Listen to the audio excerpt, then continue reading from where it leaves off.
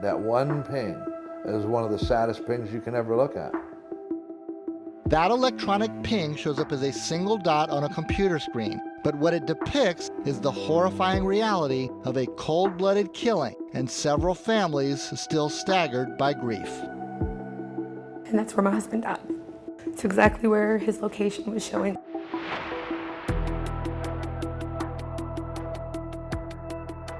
More than a dozen satellites and cell towers pinpoint Quinn's bracelet at the spot where Bundy Road meets Interstate 10 at 5:31 p.m. on February 20th. That's the precise time and place where 21-year-old Johnell Hampton was gunned down in a brazen shooting. Only minutes earlier, he had hopped into the rideshare of an Uber driver who was also cut down in the shower of bullets. The Uber driver, Andrew Stiller, crashes through the fence and onto the interstate right here. Tyree Quinn's ankle bracelet places him right here.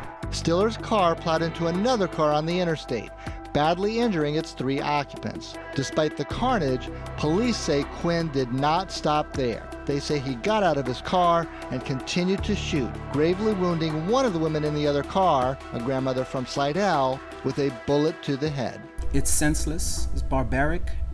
I've never seen anything like that in my 20-plus years on the job. They shoot him on the interstate. It's crazy. It's madness, but this is where we are. He said he placed Quinn on the ankle monitor at the request of a bail bond company who got Quinn out of jail on a $225,000 bond after he was booked in November with armed robbery, auto theft, and being a felon with a gun.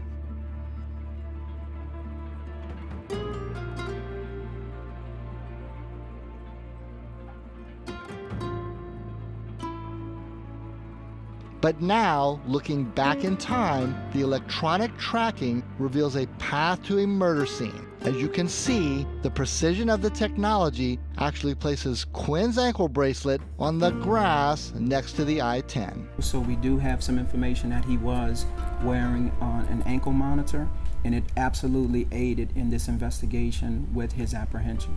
In fact, this police report shows that homicide detectives pieced together several different types of technology to obtain Quinn's arrest warrant for murder. Surveillance video revealed the license plate of the Nissan Sentra used by Quinn and the other 3 attackers. With that, detectives traced the path of the car through several license plate readers. Footage from a surveillance camera appeared to show images of Quinn with the car. It's eerie. You know, you're not watching a TV show, you're watching what's real. And you know right away what's happening, and you captured that piece of people's lives forever as dots on a screen.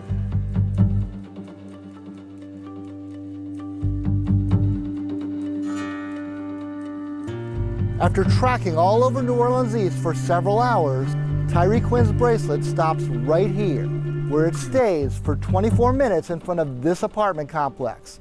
Less than 3 minutes and a mile later, the shooting breaks out. They're clearly sitting and waiting. They're clearly sitting and waiting.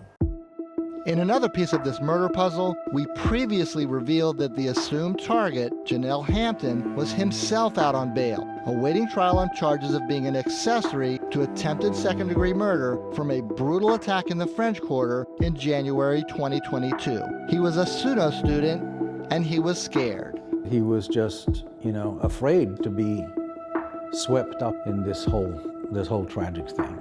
Quinn's electronic trail after the shooting shows that within 60 seconds, the ankle bracelet tracks onto Interstate 10 at Crowder Boulevard. Within a couple of minutes, it hits more than 100 miles an hour. The dots can tell a story, but it's a tough story. For the rest of the night, the ankle monitor is shown crisscrossing the city for several hours. The dot stops at 1:17 a.m. and remains at an apartment complex in the east for 12 hours.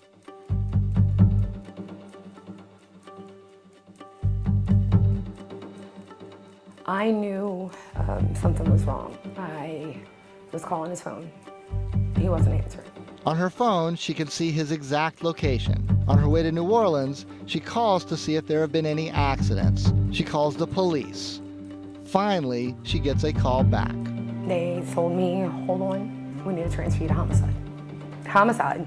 What? Now she's left with photo albums, some of his ashes and a fresh tattoo, and memories of their final words. Okay, baby, I love you. Be careful. See you when you get home. He never came home. Police say they are still trying to identify Quinn's 3 accomplices.